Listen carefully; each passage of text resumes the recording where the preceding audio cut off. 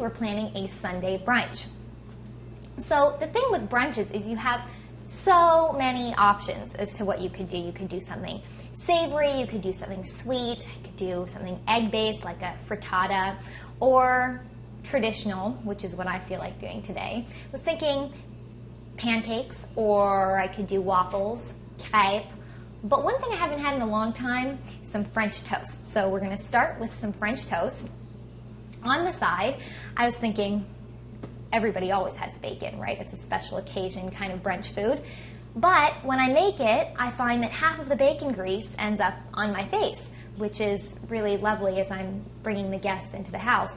So I'll show you a really easy way to do it in the oven so that it doesn't splatter up on you, and also it's going to be nice and hot when your guests arrive and you're not messing around with the pots and pans as they come in the door.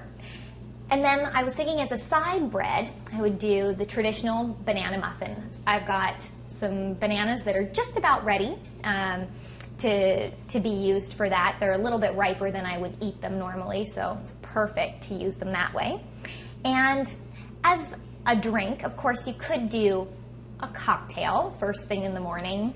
It is a party, so you could have a cocktail, I suppose. But I prefer not myself, and so I'm going to make a smoothie.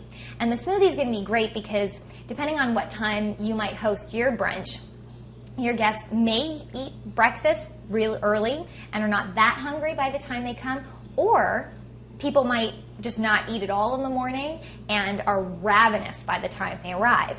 So at least the blueberry smoothie won't fill them up too much because I'll keep it nice and light with the ingredients, but it'll sort of take the edge off so that they're not, dying.